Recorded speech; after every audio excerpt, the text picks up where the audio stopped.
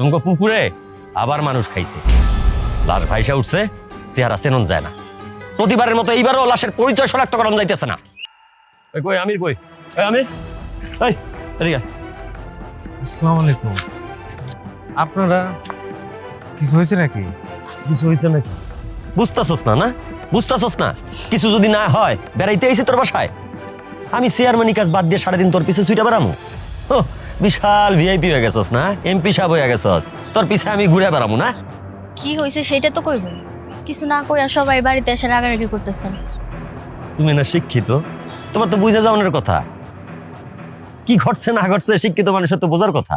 হ্যাঁ, তোমাকে পুকুরে আবার মানুষ খাইছে, লাশ ভাইসা উঠছে, চেহারা চেনন যায় না। প্রতিবারের মতো এইবারও লাশের পরিচয় শনাক্তকরণ যাইতেছে না। আবার লাশ পাওয়া গেছে? হায় হায়, এখন কি হইব? তুমি এত ভয় পাইতেছো কেন? কিছু হয় নাই। সোনামির, আমি তোর বউয়ের লগে কোনো কথা কইতে চাই না। শেষ বিচার আমি কয়ে গেছিলাম, যদি ওই পুকুরে আর কোনো অঘটন ঘটে সেটার দায় দায়িত্ব তোর উপর বর্তাইব। এই যে একের পর এক মানুষ মারা যাইতেছে, সব দায় দায়িত্ব তোর। ওই পুকুর অভিশপ্ত, এই গ্রামের সবাই বিশ্বাস করে, তুই বিশ্বাস করস, তোর মা বিশ্বাস করে, এই মাইয়া বিশ্বাস করে না। কাজেই এখন আর কোনো কথা শুনতে চাই না। আমি আমার এলাকায় কোনো অঘটন চাই না।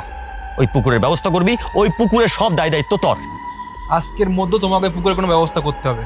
আর তোমরা যদি চাচার কথা অনুযায়ী কোনো ব্যবস্থা করতে না পারো, তাহলে তোমাকে সবার এই গ্রাম ছেড়ে চলে যেতে হবে। এই তোমরা সবাই কি বলো? চলে যাই যাবো, ওদের এই গ্রামে রাখা যাবো না। আপনারা সবাই শুধু শুধু ভয় পাইতেছেন। পুকুরে এমন কোনো কিছুই নাই যার জন্য মানুষ মরতেছে।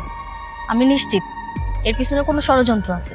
কেউ চাইতেছে না আমাকে পুকুরটা থাকুক, এই কারণে সবাই এমন করতেছে। তোমার জ্ঞানের কথা তোমার কাছেই রাখো। এখানে ভাবা ভাবির কিচ্ছু নাই। যা ঘটতাছে সব চোখের সামনে ঘটতাছে। ওই পুকুরে মানুষ খাইতেছে, আর তুমি কইতেছো ভাইবা দেখতে। ভাবা ভাবি শেষ। যা কইতেছে কান খুলে শুনে রাখো। কালকে দিনের মধ্যে ওই পুকুরের ব্যবস্থা করবা, নাহলে আমি পুলিশ আইনাতম করে জেলের ভাত খাওয়াম। নিজে অনেক চিন্তা করছি, আর দেখবো না। এবার আইনের সাহায্য নেবো। আপনারা শান্ত হন। আপনারা কি করতে কোন আমি তাই করবো। আমার পোলার কোনো ক্ষতি হোক আমি এটা চাই না। আপনারা যা সিদ্ধান্ত নেবেন আমি তাই মাইনা নিব। এতক্ষণ একটা কথার মতো কথা কইছো। গ্রামবাসীরে এই পুকুরের হাত থেকে বাঁচাতে হইলে একটাই সিদ্ধান্ত, মালিকানা পরিবর্তন করতে হবে। আর মালিকানা পরিবর্তন না করতে পারলে এই পুকুরের ভরাট করার ব্যবস্থা করতে হবে। এখন আপনার সিদ্ধান্ত নেন, আপনারা কি করবেন? আমার মতে ওই পুকুরটা ভরাট করে দেবো উত্তম সিদ্ধান্ত। পুকুরে যদি পানি না থাকে, মানুষ খেবো পুকুর, আর মানুষ খাইবো কেমনে? ঘুরে ফিরে তো একটাই সমস্যা, টাকা। টাকা থাকলে তো আমি ভরাট করে ফেলাইতাম।